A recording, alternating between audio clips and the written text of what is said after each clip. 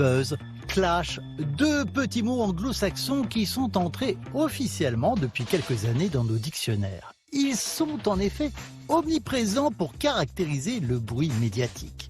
Depuis que les réseaux sociaux ont imposé la douloureuse règle « mieux vaut une petite phrase bien sentie qu'un long débat de fond », terminer les argumentaires, terminer les nuances, tout peut se dire en 20 mots. L'impact est tel qu'il dispense d'accompagner la parole de gestes ou de cohérence entre deux idées. Et comme tout cela va très vite, on peut même se dispenser de vérité. C'est le règne de la fake news. Alors, quand on fait l'addition, simplisme, plus populisme, plus mensonge, le résultat est inévitable, c'est la violence. De quoi laisser perplexes les chrétiens qui ont appris que la parole avec un grand P est vérité et qu'elle engage. Bref, ça questionne. A-t-on perdu le sens des mots ? Et voilà une question que nous trouvons importante en tant que chrétiens et particulièrement en ce moment, en ce temps de campagne présidentielle. Bonjour à tous et bienvenue. Bonjour à vous, Mariette Darigrand. Bonjour. C'est un plaisir de vous recevoir sur le plateau du Jour du Seigneur. Vous êtes sémiologue, vous dirigez le cabinet des faits et des signes, spécialisé dans l'analyse du discours médiatique. Et votre dernier livre, Viril comme Vénus, c'est vraiment passionnant aux éditions Équateur. En fait, vous revenez à l'origine du mot viril qui désignait tout autre chose que ce qu'on croit aujourd'hui. Hein. Oui, c'est un mot qui était beaucoup plus général que, disons, la masculinité. Et d'ailleurs, qui au masculin s'écrivait avec un E. Viril, le. Pour les hommes comme pour les femmes. Nous étions pareils en quelque sorte à l'origine. Mais comme quoi il faut revenir à l'origine des mots. Qu'est-ce qui vous intéresse dans la sémiologie, sur le sens des mots ? Alors ce qui m'intéresse beaucoup, d'abord c'est la beauté du langage. Les mots sont beaux, peuvent être très laids et très violents aussi, on va sûrement en parler. Mais il y a une beauté du langage comme il y a une beauté de la musique ou une beauté des paysages. Bon voilà, pourquoi certains êtres dont je suis, mais beaucoup de gens sont comme ça, sont-ils sensibles à cette beauté-là particulièrement ? Je ne sais pas. Mais probablement par aussi l'oralité. Quand nous sommes bébés, nous entendons d'abord du langage et peut-être que nous avons envie de rejoindre certaines voix. Et ici, nous aimons en tout cas la parole et les mots, ça c'est certain. J'aimerais qu'on commence cette émission avec quelque chose que vous avez dit. C'était lors d'un entretien que vous avez accordé au magazine Elle, il y a quelques années. Nous ne vivons plus sous l'influence d'idéologies puissantes, mais nous baignons plus que jamais dans un flot de signes, mots, images, expressions, clichés, citations. Qu'est-ce que vous voulez dire par là concrètement ? Quelle analyse vous faites de notre société ? Je crois que nous sommes tous ce que j'appellerais des médiavores. Il y a les herbivores, et nous sommes obligés en quelque sorte de consommer, de manger, de boire, d'entendre un flot. Un flot qui peut être les médias, mais qui peut être aussi, vous entrez dans une boutique, il y a une radio, vous allez dans un café, il y a une télé d'infos continues, vous passez dans la rue, vous entendez quelqu'un dire quelque chose que vous reprenez à votre compte. Donc je nous vois un peu tous collectivement aujourd'hui, puisque les médias sont très puissants dans nos sociétés très modernes, je nous vois comme si nous étions dans une sorte d'aquarium. Obligés en quelque sorte d'être envahis par moments par le langage.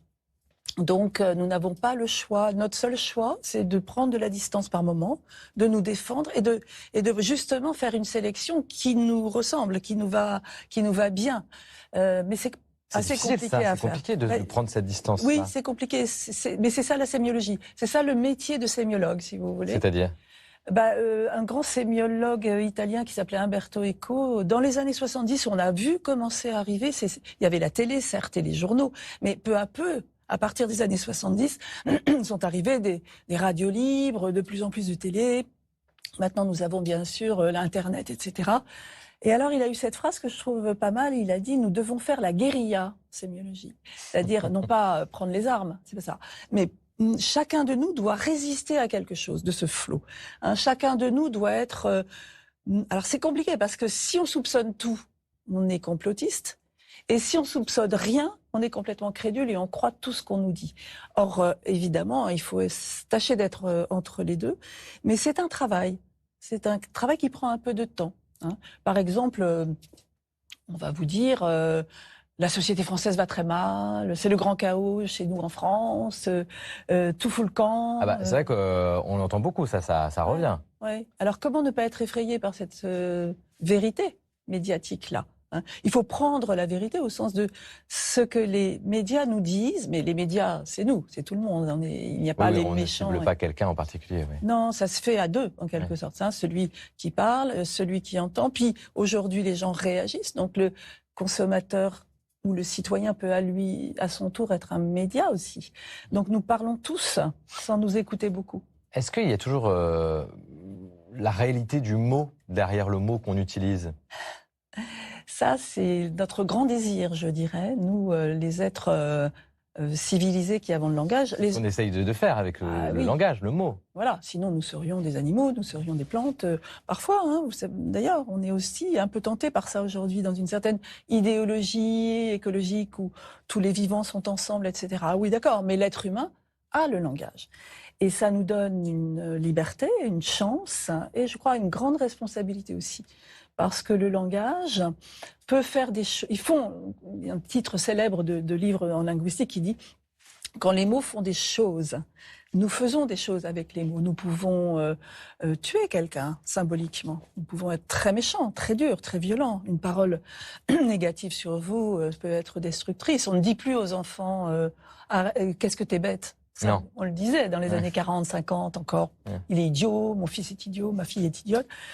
Aujourd'hui, merci Françoise Dolto et tous les gens qui ont réfléchi au fait que nous sommes des êtres de langage et qu'une parole peut tuer quelque chose en nous. La parole peut être violence. Elle peut être très violente. Je commence volontairement par cette violence-là. Il faut commencer par ça finalement pour bien voir que la parole peut aussi être, au contraire, celle qui non seulement soigne, mais fait grandir et appelle à quelque chose de supérieur à notre propre vie. Ça, c'est le christianisme. D'ailleurs, vous savez que le mot parole vient directement du Christ. Parabola Christi. Toute parole, en quelque sorte, réfère dans notre culture occidentale à ce que faisait le Christ, qui ne disait jamais les choses directement. Hein, il a raconté sa parabole, sa petite histoire, son petit storytelling, on dirait aujourd'hui, pour faire comprendre. Et ça, c'est l'héritage chrétien. Donc nous avons tendance à penser que toute parole est bonne, comme on dit. Hein. Non, la parole, bien sûr, nous avons cet espoir-là. Et en effet, on peut, je sais pas, imaginons quelqu'un qui est malade, bien si son médecin lui dit oui, bon, vos analyses sont pas très bonnes, mais avec le traitement, vous allez, etc. Sa parole est agissante. Ça change tout, en fait. Ça change tout. Et du coup, en recevant ça, nous-mêmes, notre cerveau, notre cœur, notre âme, notre affect, prend ce mot, le métabolise et en fait quelque chose d'intéressant. La parole est agissante, ça c'est très intéressant. Alors ça marche dans les deux sens, parce qu'aujourd'hui, quand on prend l'exemple, on allume la télévision, parfois la parole est dure, elle est violente, les réseaux sociaux, il y a cette violence-là. Comment vous analysez, vous, en tant que sémiologue, cette violence qu'on entend à la télévision? Alors, elle est très grande aujourd'hui, particulièrement aujourd'hui. Il y a toujours eu, on le dit en politique, par exemple, on dit souvent, sous la Troisième République, les gens se traitaient de noms d'oiseaux, aujourd'hui c'est de la gnognotte à côté, etc. Mais je n'en suis pas si sûre, personnellement. Je pense quand même que le degré de violence a augmenté. En effet, bon, avec les réseaux sociaux, mais pas seulement. Avec aussi quelque chose qui est très difficile dans le monde actuel à comprendre. Quelle période vivons-nous? Quelle époque vivons-nous? Moi, c'est une question qui me passionne. Ouais. Parce que notre époque n'a pas encore de nom. Peut-être que ce sera une sorte de nouvelle renaissance ou que ce sera au contraire des nouveaux temps obscurs. Voilà. Obscur, ouais. On sent bien, d'ailleurs, le Moyen-Âge est à la mode. On se fait un peu peur avec ça aussi. Donc, oui, je crois que nous sommes confrontés à une certaine violence médiatique qui vient ou d'hommes politiques ou d'hommes, de femmes politiques, d'influenceurs, d'idéologues. Alors, il n'y a plus les grandes idéologies classiques. Par exemple, le socialisme, le libéralisme, conservatisme, on ne sait plus trop ce que ça veut dire tout ça. Hein, les ismes ne sont pas aussi forts que dans les années où il y avait le Parti communiste très fort, Parti socialiste, Parti conservateur. C'est plus aussi clair. Non, mais il y a toujours des invectives en tout cas. Mais il nous reste en quelque sorte voilà, exactement, l'invective et non pas la doctrine. Donc c'est une situation difficile parce que quand on s'engueulait entre On comprend que le communiste s'écharpe avec quelqu'un d'un autre bord politique, très, très marqué. Mais là, c'est moins marqué en tout cas. Ben, c'était un match de boxe avec des règles quand même. Aujourd'hui, on est plus dans le catch, d'ailleurs, qui est assez à la mode, où il y a le mot clash a été prononcé, je crois, dans tout à fait dans l'éditorial. Voilà, c'est un mot très intéressant, clash. On sait tout ce que ça veut dire. Ça veut dire c'est en fait un clash médiatique. Dans un studio comme celui-ci, au lieu de donner la parole à quelqu'un dans une conversation, ou quelque chose qui se fait conversation, c'est tourner son visage vers quelqu'un d'autre. Échanger. Échanger. Cum, ça veut dire ensemble. Avec. On peut être contre, mais on est ensemble, on est avec.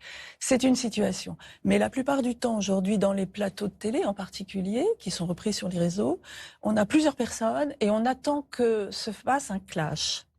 C'est-à-dire quelque chose qui, d'une certaine façon, éclaircit la situation. Parce que là, au moins, on a un duel. Qu'est-ce qu'on attend dans ce clash? Qu'est-ce qui nous attire dans ce clash? Je crois qu'on attend le spectacle qui est un peu clownesque, qui est un peu du théâtre. Au Moyen-Âge, on appelait ça les sottis. C'est marrant. C'est-à-dire vraiment, à un moment donné, dans la rue, deux personnes avaient un clash. Ouais. Bon, aujourd'hui, ça se passe sur les réseaux sociaux. Donc, il y a un bénéfice, en quelque sorte, pour les médiavores dont je vous parlais au début. N'ayons pas peur des mots, ça fait rire. Ça fait peur, ça fait un petit frisson, pourquoi pas. Mais ça fait aussi quelque chose de terrible qui dégrade la pensée, qui dégrade justement ce qu'il y avait d'intéressant dans les idéologies, c'est-à-dire quand même de la matière pour se situer. On savait si on était d'un côté ou de l'autre. Aujourd'hui, on sait plutôt... Là, c'est plus gris, on est entre Exactement, voilà. Donc, de temps en temps, le média se croit obligé de faire un match avec du clash. Et c'est pour ça aussi que, voilà, nous, chrétiens, on trouve que la parole, c'est très important, vous l'avez rappelé aussi, également. Regardez, elle est vivante, la parole de Dieu, énergique et plus coupante qu'une épée à deux tranchants. Elle va jusqu'au point de partage de l'âme et de l'esprit, des jointures et des moelles. Elle juge des intentions et des pensées du cœur. Voilà pour cet extrait de la lettre aux Hébreux. Qu'est-ce qui vous fait réagir dans cette phrase ? Alors c'est pour ça aussi que nous, on s'intéresse aujourd'hui à cette question de la parole, du mot, du sens du mot. Exactement. Alors, vous vous y intéressez à partir de l'écrit. Je crois que c'est fondamental. Parce que notre société est très orale. Tout se passe comme si c'est ce flot d'oralité qu'on peut déjecter en quelque sorte les uns sur les autres. Donc, revenir aux écritures, revenir au texte, c'est absolument fondamental. Et d'ailleurs, la sémiologie, c'est ça. On appelle ça l'herméneutique, comme un terme religieux. C'est une interprétation. Voilà, c'est ça. Voilà. Donc là, devant un texte comme ça, nous sommes stimulés dans notre esprit. C'est pas forcément l'intelligence, c'est l'interprétation. Très important d'être individualisé. Qu'est-ce que je comprends là-dessus ou qu'est-ce que je vois? Or, votre petit extrait est remarquable sur la métaphore de l'épée. Épée à deux tranchants. Alors, bien sûr, les gens très savants vont revenir au texte hébreu. Quel était le mot hébreu? Ensuite, en grec, ensuite... Bon. Mais prenons la métaphore, parce que les mots font des images. C'est ça notre chance. Il faut aller voir l'image qui est contenue. Donc, cette épée, on la voit. Nous la voyons. Ah, on la voit très bien. On la voit très bien. Ouais. Et le texte nous dit qu'elle est à double tranchant. C'est ce que vous expliquez aussi tout à l'heure, un petit peu, dans l'utilisation des mots aujourd'hui. Voilà. Donc ça, c'est notre cerveau interprétatif, notre résistance sémiologique, notre guérilla sémiologique commence là. Qu'est-ce que je vois? Je vois une épée. Alors, ça ne va pas avoir la même image chez quelqu'un, mettons un gamin de 5 ans qui joue avec son épée. Ça va lui rappeler quelqu'un d'autre qui connaît bien le Moyen-Âge, va avoir d'autres références. Une femme, un homme vont pas réagir pareil. Mais cette épée, ce qui est intéressant, c'est qu'elle partage l'âme et l'esprit. Donc, elle crée quelque chose qui est typique, non pas de Jésus et de la parabole dont on parlait là, la parole, mais de ce qu'on appelle le verbe. Verbum Dei, c'est une autre. On a deux systèmes d'images pour parler des mots. La parole du Christ qui est agissante et le verbe de Dieu qui est très agissant puisqu'il a créé le monde, mais qui est aussi séparateur. C'est-à-dire que c'est ça la différence entre une parole orale et un verbe écrit, c'est que le verbe écrit, dans notre tradition, il sépare le bien et le mal. la loi. Hein, donc c'est pour ça que ça revient à la Bible hébraïque qui contient cette idée de loi, de décalogue. Voilà le bien, voilà le mal, voilà l'âme, voilà l'esprit, voilà le corps, voilà la transcendance. Et j'aime beaucoup aussi les intentions. Parce que quand on emploie le verbe, on a une intention. Positive ou négative, on a une intention. Et donc notre croyance, à nous, judéo-chrétiens, et je pense même à tout le monothéisme, c'est qu'il y a une instance, une sorte de voix off, qui est Dieu ou qui est une autorité quelconque, une autorité sur nous, qui nous repère et qui parfois nous guide et parfois nous fait peur ou nous punit. Et en tout cas, elle a cette possibilité de créer de la séparation. Et c'est très important. Nous devons savoir le faire nous-mêmes aujourd'hui dans un monde très flou. Ouais, surtout dans ce flou en ce moment et ce flot d'informations qu'on a. Alors, je vous propose, Mariette, d'aller à la rencontre maintenant de Thomas. Thomas est spécialiste des réseaux sociaux et il intervient à titre bénévole dans des collèges et lycées pour l'association Esprit Critique. L'objectif, c'est d'aider les jeunes à mieux cerner, mieux utiliser les enjeux des réseaux sociaux. Et c'est vrai qu'en ce moment, c'est un peu compliqué. Exemple dans cet établissement scolaire de l'Hérault.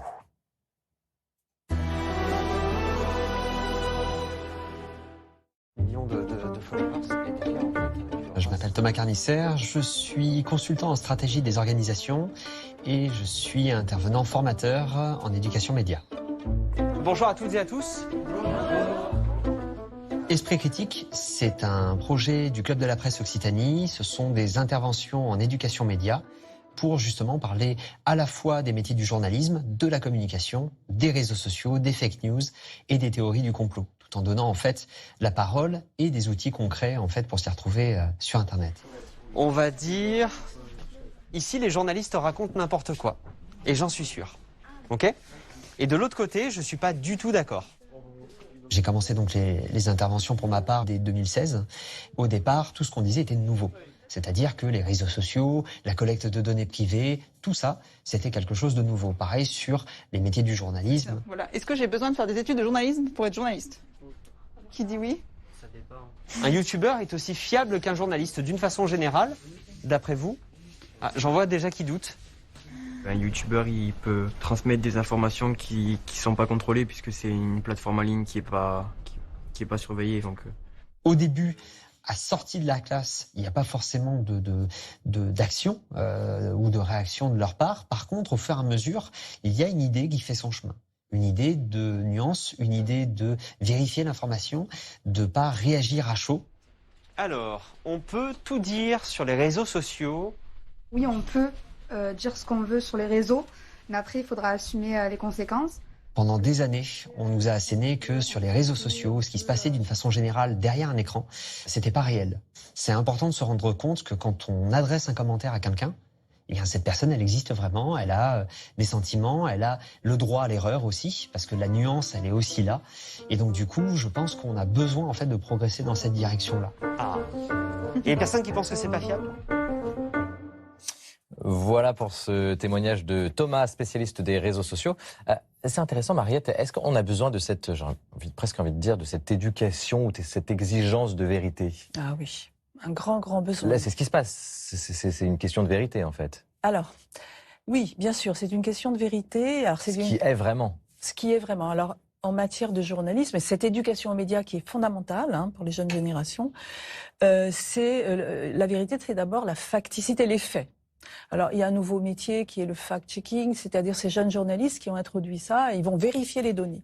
Maintenant, vous avez dans des émissions des QR codes, je crois, voilà, on peut aller voir soi-même, enfin, vérifier, les données officielles, savoir si c'est vrai ou pas. Là, on peut considérer que c'est un progrès, en quelque sorte, démocratique.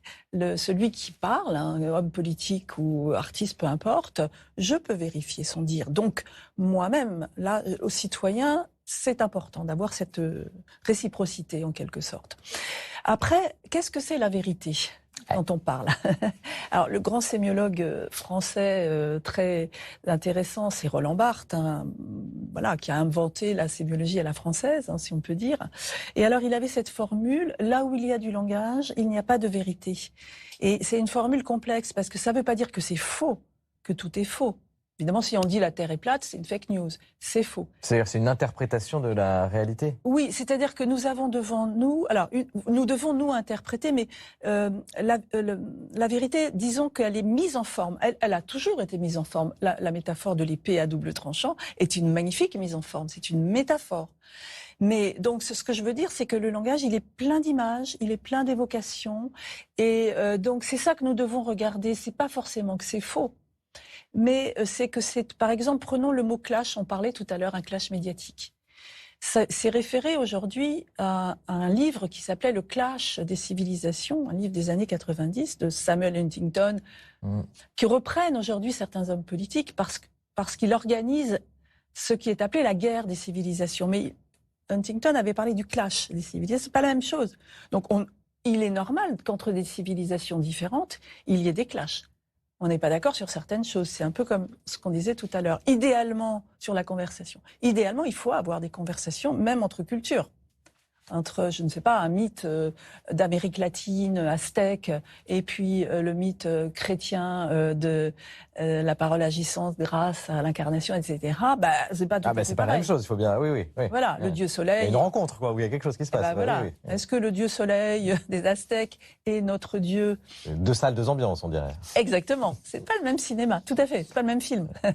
Et donc, du coup, c'est pas les mêmes croyances, c'est pas la même sincérité que l'on met dans la fresque. Nous, chacun de nous est une sorte de détail de cette fresque, mais on a droit d'avoir notre place dedans. Et mais on n'y va pas par la même route. Et c'est passionnant de comparer les routes avec, bien sûr, ça c'est ma conviction personnelle, mais l'être humain, il y a des émotions qui sont totalement universelles. Avoir besoin d'amour, c'est totalement universel.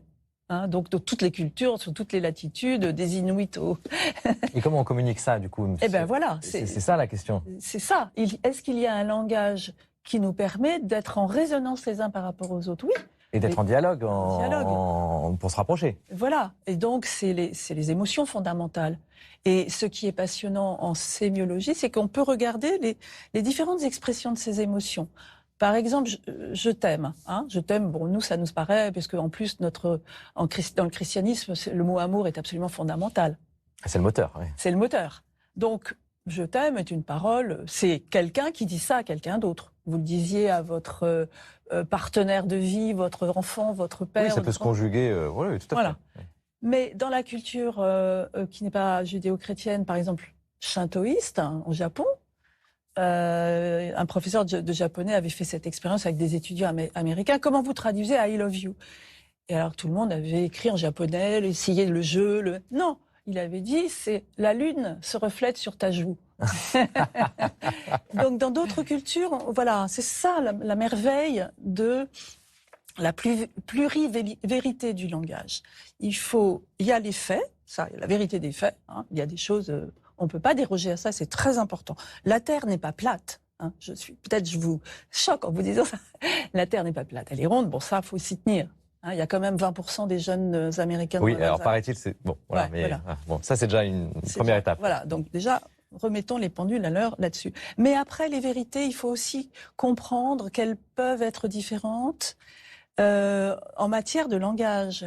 Comment je me raconte le film? Quelle histoire? Par exemple, aujourd'hui, on peut dire, là, en France, il y a plein de problèmes. Hein. Franchement, c'est chaotique, on ne sait pas où on va se noyer, ou alors de dire on est devant des opportunités extraordinaires. On va passer la crise du Covid, des choses ont changé, des gens manifestent, enfin remarquablement été solidaires les uns des autres. Ouais, il faut faire voir les choses comme ça en tout cas ce matin. Les deux sont vrais. Les deux sont vrais. Moi, vous êtes très optimiste, ça fait du bien et ça rejoint vraiment nos questionnements de foi qu'on peut avoir aussi ici aujourd'hui, Seigneur. Donc, je rappelle votre livre, dernier livre, Mariette Darigrand, Viril comme Vénus, c'est aux éditions Équateur. Merci, vous restez avec nous. L'émission se poursuit en culture, qui est représentée chez nous par Gladys Mariva. Bonjour. Gladys, bienvenue. Bonjour. Alors, pour commencer, un magazine, le hors-série du journal La Croix, l'année des religions. Oui, une rétrospective de 2021 à travers les moments et les mots marquants de l'année religieuse. Et c'est d'abord le mot vérité qui s'impose, avec les abus sexuels commis au sein de l'Église en France et à l'étranger, sur lequel le hors-série revient longuement, avant de s'intéresser à l'actualité internationale avec cette photo qui a fait le tour du monde, la photo d'une religieuse qui implore la police de ne pas blesser les manifestants après le coup d'État de l'armée. Un désir de paix et de réconciliation qu'on retrouve aussi dans un article sur l'Église anglicane qui a souhaité présenter ses excuses pour l'expulsion des Juifs de son territoire au XIIIe siècle. Et puis, le magazine s'intéresse à la place de l'Église en France, en revenant notamment sur la rencontre du pape François et d'Emmanuel Macron, le président qui a dit un lien s'est abîmé entre l'Église et l'État, un lien qu'il faut réparer. Des mots à lire parmi d'autres dans l'année des religions. On continue avec un film que vous avez particulièrement aimé et qui s'appelle, c'est un très beau titre, ça, Un autre monde. Un film de Stéphane Brisé avec Vincent Lindon et Sandrine Kiberlin qui raconte l'histoire d'un directeur d'usine, Philippe Lemel, qui subit de grosses turbulences dans sa vie familiale et dans son travail. Il est en instance de divorce. Son fils, qui est en école de commerce, est hospitalisé. Et puis, le grand groupe de son usine, Direction Internationale, lui impose un énième plan social. Ça ne passe pas. On regarde un extrait. Notre sujet principal, c'est comment on va gérer une contradiction qui va sauter aux yeux de tout le monde, qui est de dire un nouveau plan d'économie dans un contexte où le site est bénéficiaire, où l'entreprise est bénéficiaire et où le groupe est bénéficiaire, Philippe. C'est une contradiction, à mon avis, qui va générer du conflit. Tu poses une question à laquelle le groupe ne nous a pas demandé ni de répondre, ni de réfléchir. Non, attends, on nous demande de faire le travail, donc à un moment donné, on a aussi le droit de se poser des questions sur les conséquences du travail qu'on fait. On n'est pas que des simples exécutants. On a une demande du groupe, même si elle ne nous arrange pas, il va falloir y répondre. Et je vous le dis tout de suite, et on va y répondre. Alors, qu'est-ce que signifie le courage? S'agit-il d'obéir aux ordres d'en haut, de montrer qu'on est capable de les exécuter, ou bien est-ce que le courage, c'est prendre le temps de questionner, de dire non, quitte à ne pas remplir les objectifs? Est-ce qu'on peut encore se parler, s'écouter? Ce sont toutes les questions passionnantes que pose ce film, que j'ai regardé personnellement, le ventre noué par la violence des échanges dans le milieu de l'entreprise. Donc, à voir au plus vite. Un autre monde de Stéphane Brisé. Et Mariette, ça rejoint un peu ce qu'on disait tout à l'heure. C'est un des enjeux de notre société aujourd'hui quand même. Oui, absolument. Alors là, on peut parler de violence du langage à l'intérieur de l'entreprise. Moi, ça m'arrive comme sémiologue d'être appelée en quelque sorte pour participer à effectivement une réflexion qui va réparer. J'aime beaucoup le mot de réparation, qui est beaucoup dans l'air aujourd'hui. Réparer les effets, parce que dans notre citation magnifique, on avait l'idée de l'intention. On peut avoir une intention positive et créer un effet très négatif sur l'autre. Il faut s'interroger sur les effets de notre propre parole. Très intéressant. Alors ça, c'est une très belle leçon. Direction l'Alsace maintenant, Gladys, pour découvrir l'église dans laquelle nous irons dans quelques instants pour vivre la messe en direct. L'église Saint-Michel, au cœur du village de Soufflenheim, une grande église du début du 19e siècle de style néoclassique, en grès rouge des Vosges, mariée avec du beige clair, ce qui donne un résultat assez joyeux. À l'intérieur, la nef unique permet au curé de voir l'ensemble des paroissiens. Dans cette cité potière de céramique, les potiers locaux ont participé à la décoration de l'église. Il y a d'abord l'autel en céramique et le chemin de croix, ainsi que 3 panneaux installés récemment, œuvre du céramiste Léon Eschlinger en grès coloré et vernissé. Des objets religieux d'art populaire fabriqués par les potiers de Soufflenheim sont rassemblés dans une vitrine. Bénitiers, statuettes de saints et crucifix. Mais le plus typique dans cette église, c'est une chapelle de semaine qui est séparée de la nef par une paroi que l'on voit au fond. Elle peut servir aux célébrations de la communauté protestante. Cette pratique s'appelle le simultaneum, l'église simultanée.